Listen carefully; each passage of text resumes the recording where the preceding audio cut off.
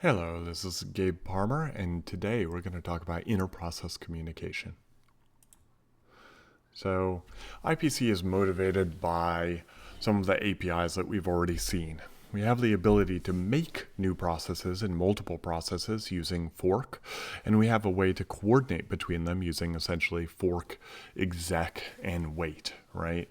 The combination of all of these allows us to create children and stop execution, block essentially waiting for them to continue, etc., right? But it doesn't really allow us to coordinate between them by passing data in a very simple way. So when we fork and then the child does some computation and wants to return data back to the parent, well, what does it do? It can effectively exit and pass a single word of data, a single integer of data to the wait in the parent. That's not enough data to be useful.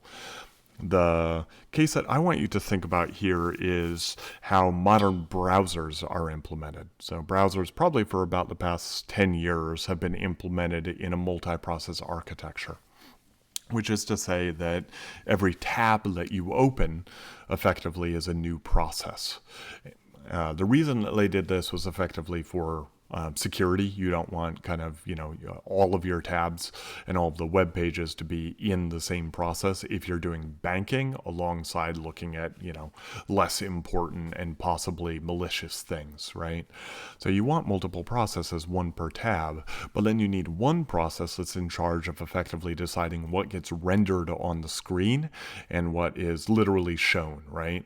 When you click the mouse, when you enter keyboard input, it needs to decide which of those tabs it actually sends data to, which process it sends data to. Now, if each of the tabs is sending a bitmap, literally visual data, back to the process that's in charge of displaying it, there's no way to do that by exiting the child process and sending a word of data, right? We need to send megabytes of data. So the question is, how do you do this? How do you actually enable modern browser architectures, right? So we need some other form of process coordination, right?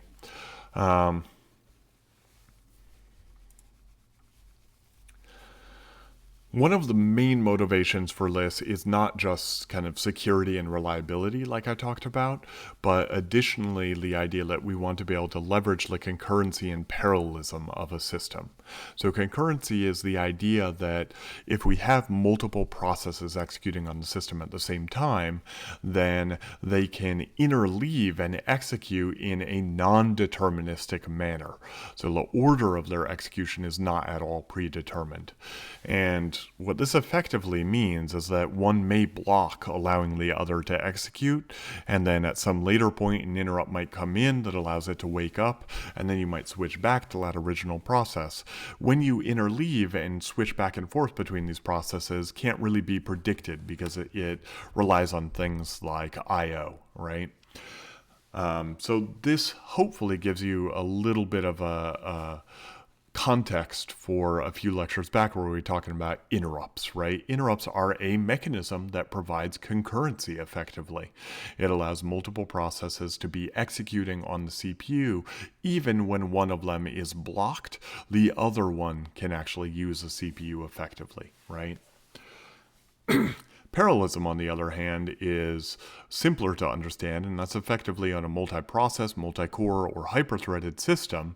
If you have multiple processes, they can execute separately on different cores at exactly the same instant in time, right? So now multiple processes, for instance, 2 on a 2-core system can execute at the same time. Certainly the extent of the parallelism, scope of the parallelism is limited by the number of cores that you have in the system, right? So the question you want to ask here is, if you have a single application, how can it get faster by using all of the cores on your system? Well, if it's a single process, that actually gets it a little hard. We'll see in the next lecture how there are ways to do it with multi-threaded programming, but with processes, it's not really possible, right? You can only have a single process running on a single core. So you actually need to break your process up, your application up into multiple processes. But when you do so, they probably need to coordinate, which means they need some form of communication, right? So looking at least graphically, concurrency is effectively the idea that, yes, process 0 and process 1, as you progress in time from left to right, the scheduler will switch between them. At some points, there may be idle time where neither of them want to execute. After process 0 is done, it does its middle section of execution. Maybe process 1 then goes and executes. Maybe an interrupt arrived at this point before process 1 resumes from the blocked state and continues executing here. Concurrency, we're just interleaving between these, whereas parallelism is much easier to understand. Well, if we have two cores, they can both execute at exactly the same time. And of course, practical systems are going to combine both of those things into something that looks a lot more like this, right? Where we do have two cores and we have three processes executing on the system, and we may have process 1 in this case executing on one core at one time and then switch over to the other core at some other time. This is called migration, process migration, and some systems do it. x86 does not, Linux does, and most conventional operating systems do. Okay, so to talk about kind of IPC, which is one of the inter-process communication, the way that we talk about coordinating between different processes in a much more useful way than fork exec and wait. We need just kind of a programmatic API to think about it. So let's think about send and receive. Send essentially takes PID as a first argument, a process identifier, which identifies who we're sending to. In this case, process A might send to process B, and then it takes the message that we actually want to send. So some message of some length, right? Basically an array of in memory. Whereas receive, very similar, takes the PID that we're receiving from. Process B might receive from process A, for instance, and the allocated buffer to write the data being sent by process A in process B, right? And of course, the allocated buffer's length. There are two core issues that we're going to talk about today that are important for understanding the mechanisms behind how IPC is implemented. These are how data goes from process A to process B, how we literally pass that message from process A to process B, and two, the synchronization models between the two processes. So message passing is the first way that we're going to talk about for passing data from process A to process B. And this, at a high level, looks something like this.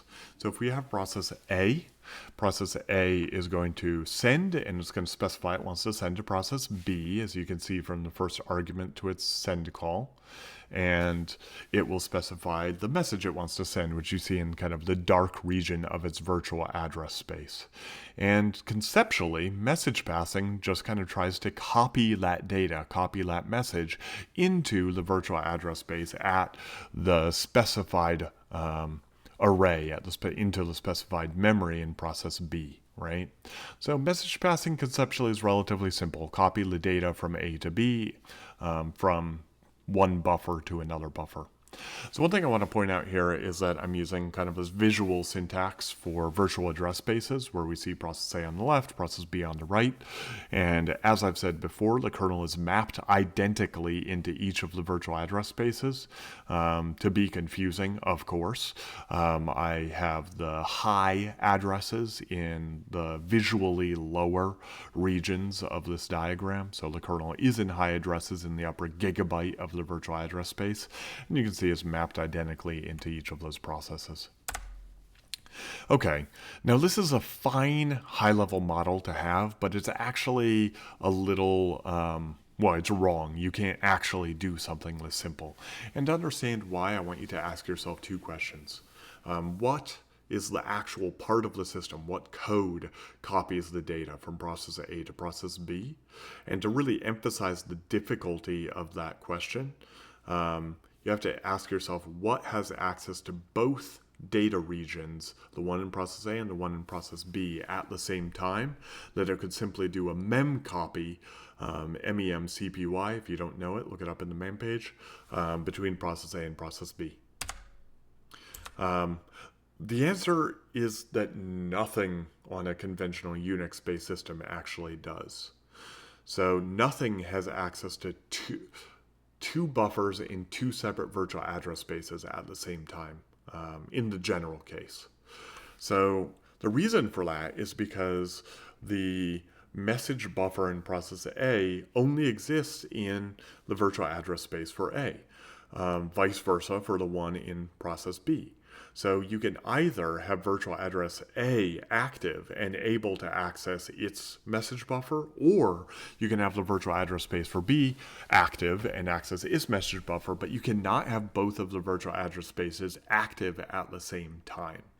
So the kernel does have access to its own memory that is mapped identically in both virtual address spaces.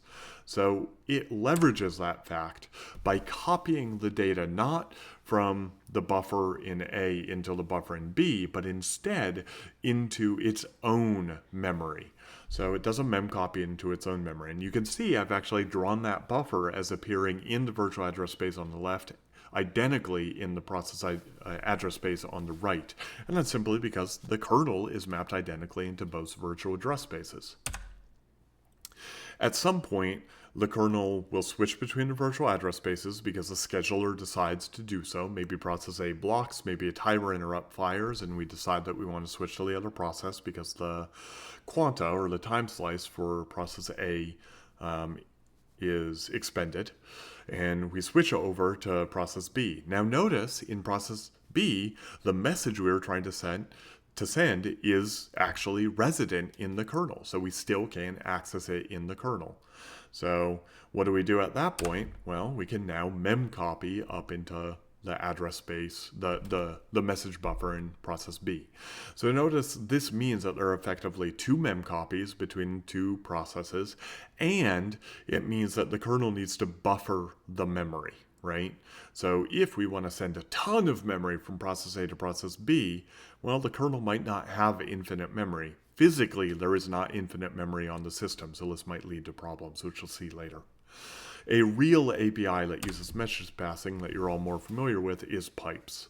So if we look at the top, we see that the cat program has its output piped into the input of the word count program, right? So what that effectively means is that cat is a program that writes to its standard output. The standard output is actually file descriptor 1.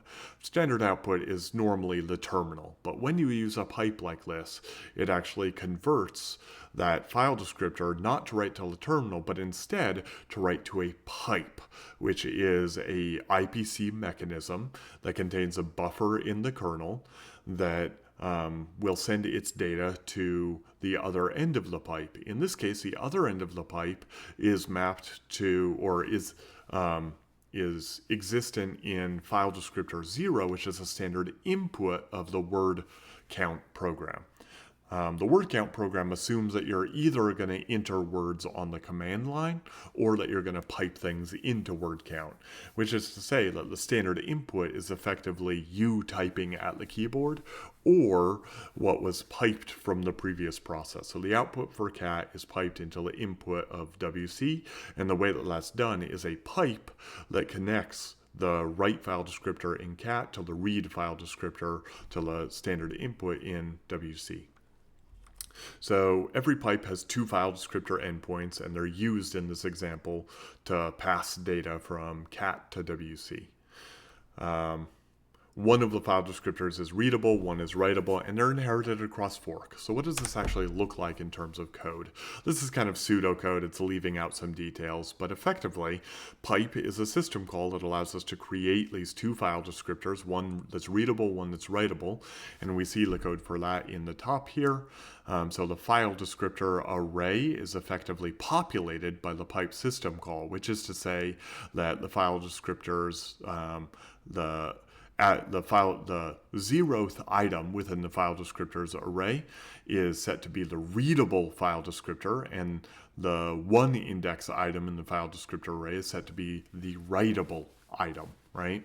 So as we get down a little bit, we fork, which means that we create a parent, which is here, and a child, which is in the else branch, right? So the parent closes its version of the writable file descriptor. Now, every process has their own version of their file descriptors. They might refer to the same pipe, but the parent here doesn't need to write, so it's going to close that version of its file descriptor. And more importantly, it's going to read from the 0th item in that file descriptor array, right? The child, on the other hand, well, it doesn't need to read, so it closes that file descriptor, but it doesn't want to write to the pipe, right? So the writes that the child are making to the write file descriptor get copied through the kernel using the pipe IPC mechanisms into the parent process in the read. So this is actually doing IPC between two separate processes from a child to a parent, right? And now we can read and write a huge amount of data.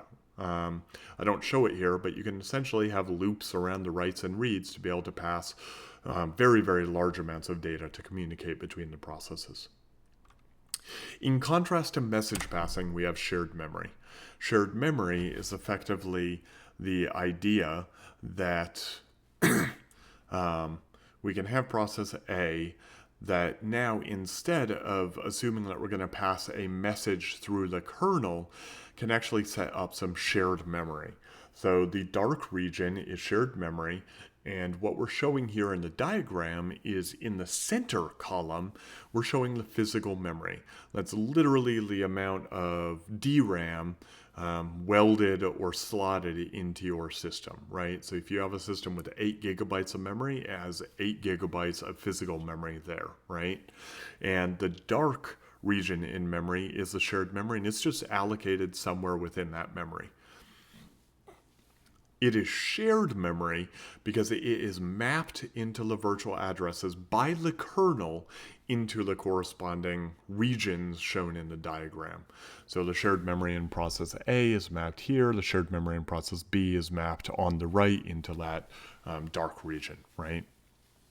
Doesn't need to be mapped into the same addresses, which it's not here. But what this essentially means is that a write or a store into the shared memory in process A will immediately be seen by loads in process B. That's why it's shared memory. It's writing to the same physical memory. It just happens to be writing in the two processes. This does lessen the amount of isolation between the processes because errant stores in one process into the shared memory would be seen in the other process. So you want to be very careful about the data structures and make sure that they're very simple that you use in this shared memory. Okay, the second thing I want to point out here is the kernel, right? Hopefully this gives a little bit more context as to what it means for the kernel to be mapped identically into each virtual address space. The kernel, the physical memory for the kernel exists in exactly one place. So there are exactly one copy of all the data structures and memory for the kernel. However, the kernel is mapped identically into the same virtual addresses of every virtual address space. So it looks identical. The kernel can execute in one virtual address space, accessing its own data structures identically as it would in another virtual address space because they look identical in all virtual address spaces. Now, if in process A you wanted to execute a send, which means that you want to pass data that you want to pass with a send to process B, one way to do it would be you take that memory that was effectively mallocked in the one process. Let me see if I can fix this up a little bit, sorry. You take the memory that you probably mallocked, the message that you want to send in process A, and copy it into the shared memory. And then now that data, that message, actually appears instantly in process B because it is the same memory that got stored to. Notice I should have drawn that purple region in the physical memory, but didn't for terseness reasons. So you can see the dotted line indicates that it's essentially mapped identically into both of the processes. Now, what happens when process B wants to do a receive and access that memory in its own buffer, right? Well, previously it probably allocated that buffer at some place in its virtual address space, and we'll need to mem copy it, the shared memory, into there, right? So you may be looking at this and saying like, wait, I thought shared memory was going to be more efficient or something using this mapping mechanism, and now I have two mem copies identical to the message passing. That's absolutely true. In this case, we do have two copies, which does not improve performance over the message passing case. Remember, memcopy is one of the slowest things that a system can do, especially for very large messages, especially for those that are larger than half the size of the cache, the L3 cache on your system, right? So this is bad. But I do want to point out that this is faster than message passing because we do not need to call the kernel. There do not need to be any system calls involved here, especially if process A and process B are executing on separate cores. They're executing in parallel, right? Okay, so if we use that send and receive API that we talked about before, you still have the copies here. But what you can do with shared memory is use a slightly less easy to use API that essentially does malloc, allocates memory within the shared memory. And instead of mallocing our memory outside and using that, when we know that we want to generate a message, we can directly allocate the memory within that shared region. And therefore, we don't need to do the copy when we pass that message to the other process. And then in the other process, effectively, we just need to access the data, of course, to get the message that's being given to us. And then we, when we're done with it, need to do some sort of a free, right? Shim free. So that's effectively how we can use shared memory. So in this case, shared memory is much faster because we don't have the copies and we don't necessarily need system calls, right? But in this case, we have to use different APIs, which means most programs that exist nowadays will not be able to leverage these APIs. So you might adapt them to this by changing them to use these APIs for programs that need really fast processing, but for existing programs that just use read and write, it's not really gonna be a benefit, right?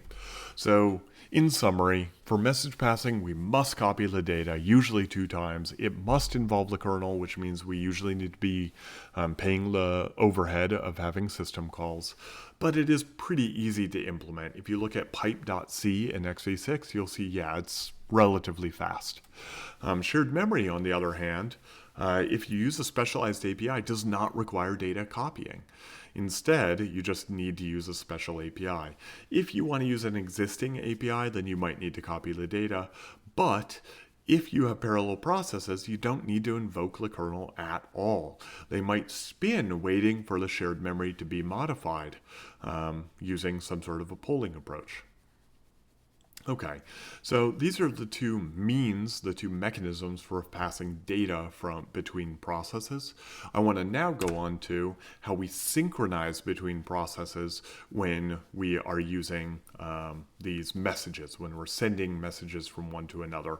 I'm going to be using the term message passing a lot. Remember that it could essentially be implemented with shared memory, but for your mental model for what I'm about to talk about, I think thinking about the message passing model that I talked about before is probably the easiest to conceptualize. So first we're going to talk about blocking operations. So blocking operations effectively says, well, we have these 2 system calls, or these 2 calls, send and receive. Should they be blocking or non-blocking?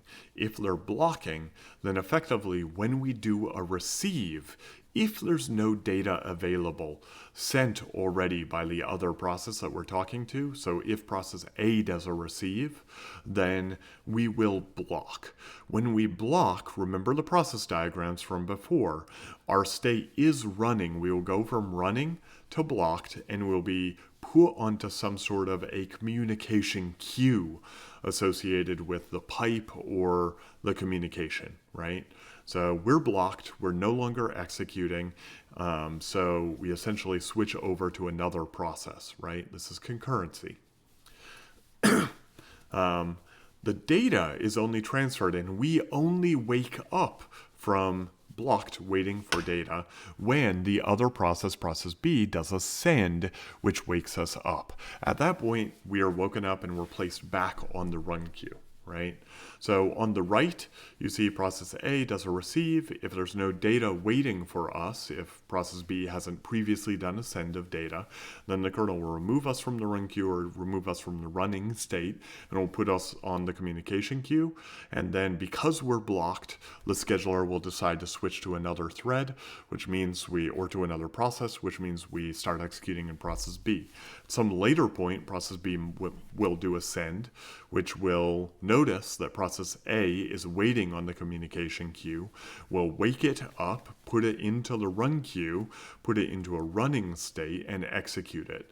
When process A finally runs, we will switch to its virtual address space, copy the data up into its into its virtual address space, and start executing it, right? Return from its system call. So blocking operations effectively are what we see here, where we are put onto a blocked queue, onto the communication queue. We are blocked and are not executing when data is not available. Okay, non-blocking is obviously kind of the opposite, whereby essentially send and receive don't block at all.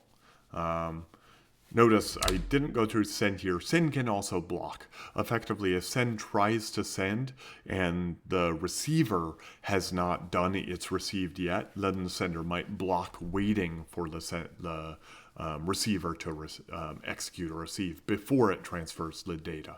So both send and receive can be blocking. Asynchronous essentially means that they never block. Right? So if you try to receive and there's no data available, it hasn't been previously sent, you don't block. Instead, receive maybe returns 0 or some indication that data is not available yet. If you send and the receiver has not blocked yet or has not done a receive, well, you can return immediately with some indication that the send didn't proceed. Usually, there's some sort of a buffer in the kernel that holds data to be sent.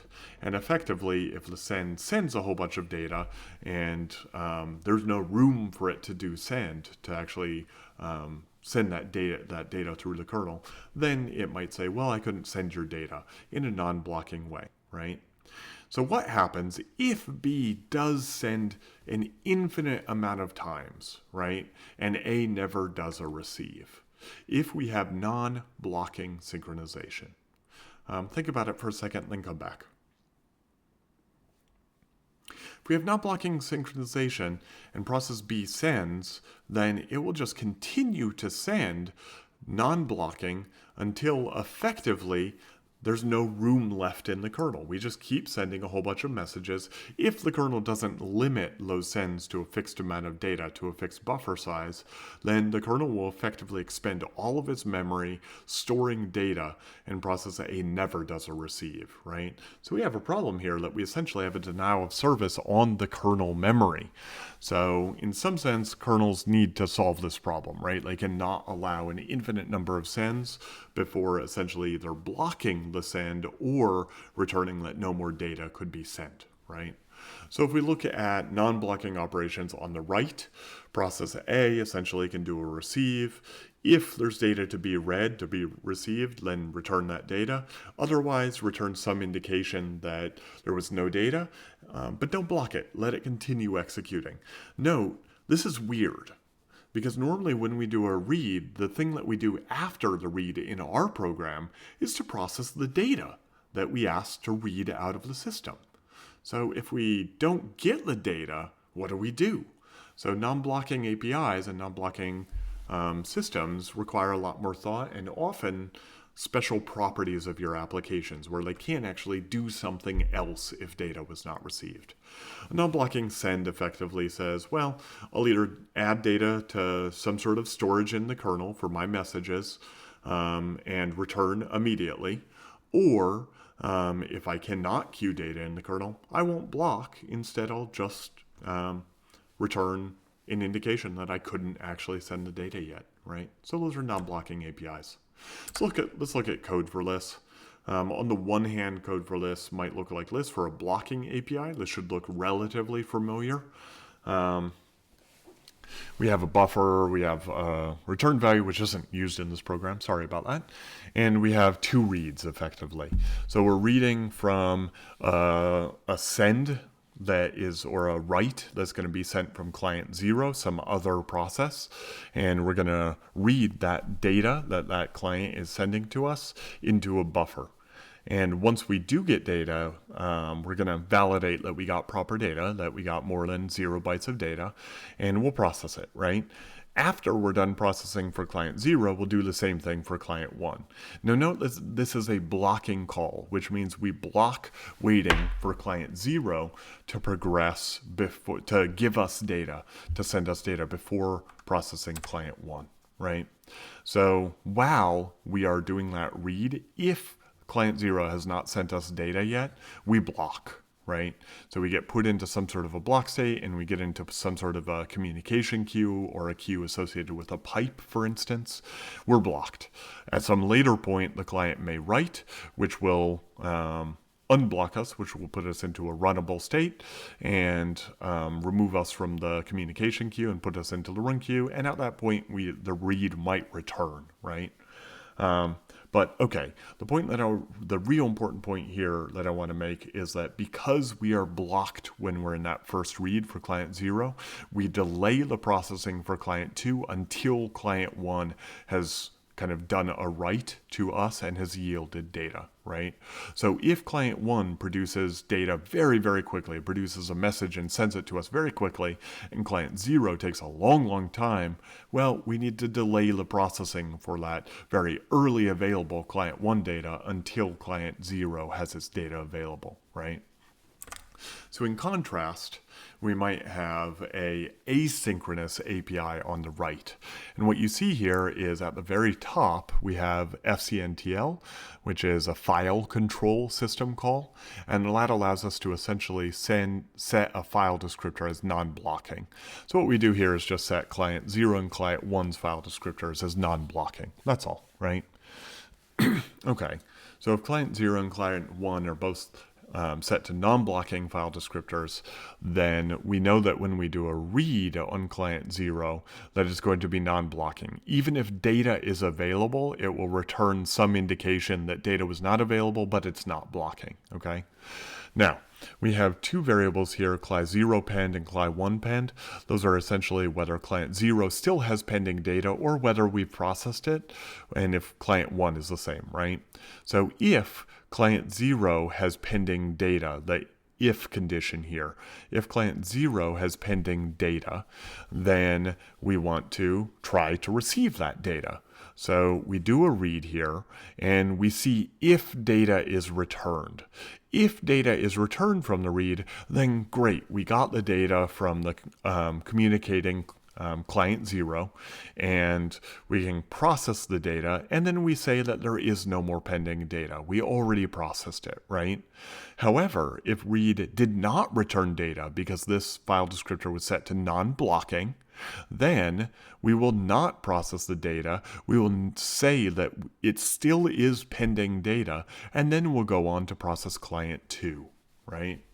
So the high-level idea here is effectively that read now can return, the call to read can return without returning data, without populating the buffer, right? So it's essentially saying data's not available yet, but I'm not going to block, okay? We need to keep reading. We need to keep executing this read again and again until that data is finally available. So you'll notice here that we're all in a while loop. And while either client 0, the client 0 or client 1 have data, we will continue executing. So this is effectively an infinite loop where we continuously call read for client 1 until client 1 has data, for client 0 until client 0 has data. And only when both of them have given us data do we break out of the while loop, right?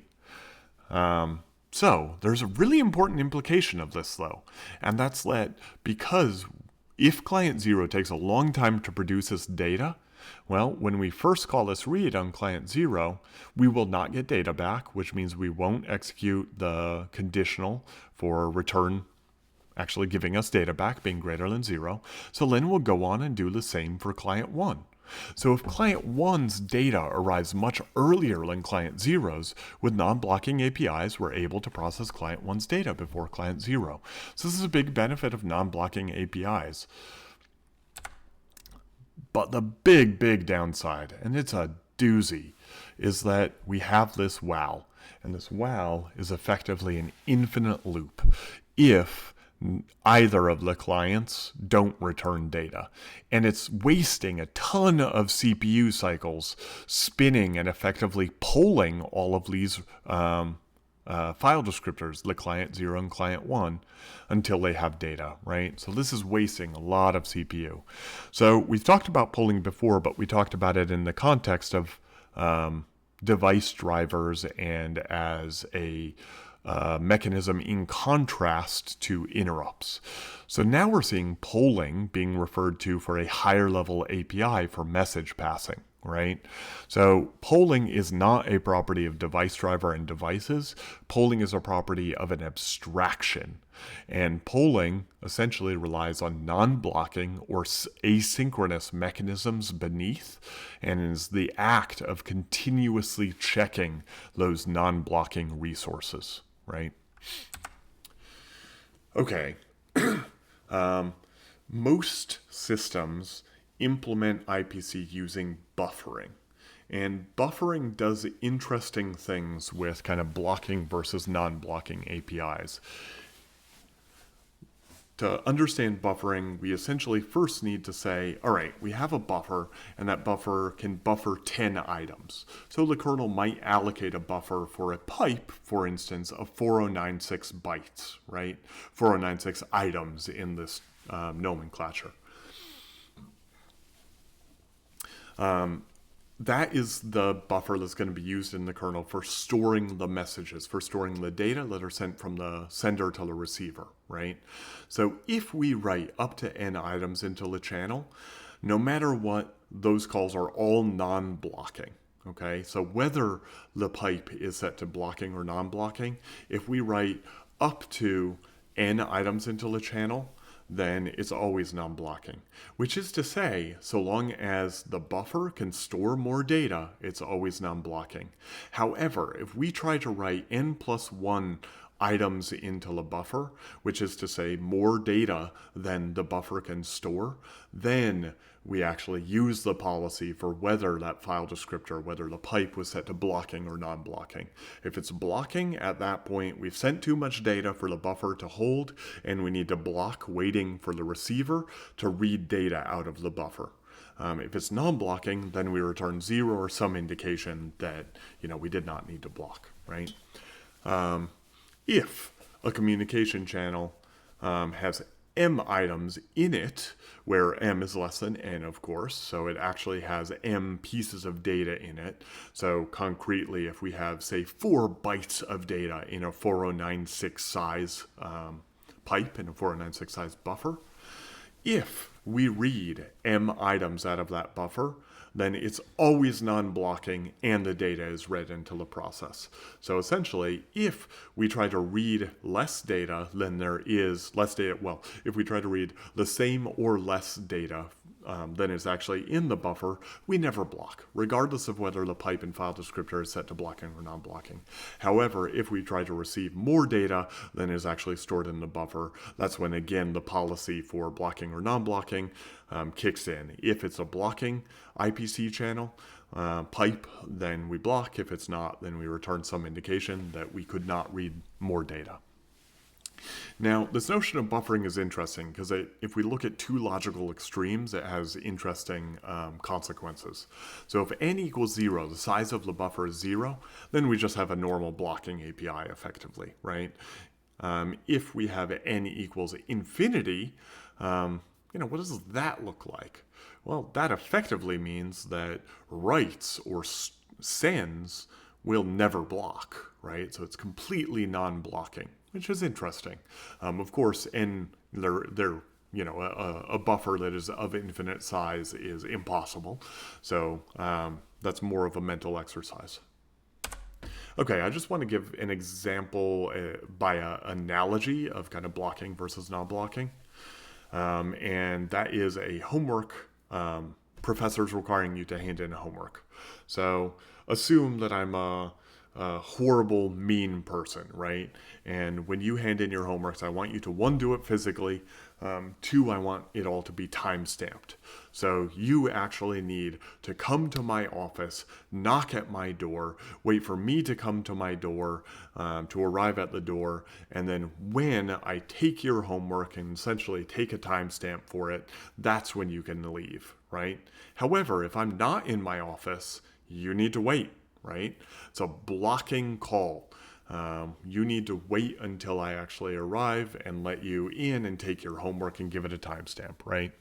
Another system, another homework submission system would be if you don't need a timestamp. And that's effectively like if you go to the professor's office and you don't need to knock or anything, just slide the homework under the door, right? That's how you submit, right? Okay. So we have a blocking means. The student comes and blocks on their send, waiting for the professor to receive the message. And we have a non-blocking means where the student just continuously sends data and essentially passes their homework under the door, right? Now imagine a scenario. You have 10,000 students in a class and a professor who, in a massive dereliction of duty, went on a month-long vacation, right? What happens to the office and what happens to the students in both of these schemes, blocking and non-blocking? Think about it for a second, pause, come back. Okay, in the case where we need a timestamp and the student is, the professor is on vacation, what happens to the students? Well, all of the students are doing a blocking send, waiting for the professor to open the door, and the professor doesn't come back for a month, so all students die. You go from 10,000 students to 0. Or another way to put it is only those students who don't do the homeworks live. Let's not extrapolate any value proposition or anything from that for this class, please. So everybody dies of dehydration, right? So that's not great. Blocking means that in some way, your execution is tied to the behavior of the communicating pair, right? Okay, so what happens to the professor's office in this case? And nothing really, right? You just have students queued up with their messages. Nothing really is changing in the office. Okay, second case, you don't need a timestamp. All the students come one by one and they slide the homeworks under the door and then leave. These are asynchronous interactions, non-blocking interactions. The students walk away. They don't need to block on their send. Okay, so nobody dies, luckily. However, the professor's office turns into a horrible mess because now the office gets full of 10,000 homework submissions, right? This is effectively a proxy for what happens when you have infinite sends that the kernel buffers every single one of them, right? If the kernel buffers every single send, you're going to run out of memory. You have a problem. Like the office would not be able to store all of these homeworks. So in practice, on computers, the buffers are almost always of some fixed size. For Linux and x86, I think is about 4096 bytes. Okay, all of these examples in this lecture have applied really to kind of communication, but I do want to emphasize that they really apply to I/O requests as well. Blocking or non-blocking is a statement on an interaction. It's not a statement only for IPC. So you could have a blocking call on a read from the network. So if you want to receive a packet from a client that's on the other side of the world talking to your server, you do a read on your file descriptor corresponding to how you communicate with that foreign client. And if it's blocking, you literally block waiting for that packet from the client. If a client never sends a packet, you block forever. If it's non-blocking, then you continuously try to check whether the client has sent you data. And if they never send you data, you just keep going forever, right? So these blocking and non-blocking apply to IO requests, not just communication. So in summary, IPC is really important because it enables multiple processes to coordinate together to form the logic of an application. And that allows things like modern browsers to have heightened security by breaking up the situation into multiple processes, right? Breaking up the logic into multiple tabs, each of which is a process. It also allows us to effectively use the concurrency and parallelism of the system. Concurrency by allowing some of our processes to continue execution while others block, perhaps waiting for I/O. And parallelism because now we are a multi-process application that can have multiple processes executing on different cores at the same exact instant. We talked about different mechanisms that you can use for passing data, copying versus shared memory. And we talked about, or really message passing versus shared memory, sorry. And we talked about multiple ways of synchronizing between communicating pairs. This is effectively blocking versus non-blocking. Thank you so much for the time, and I will see you soon. Bye.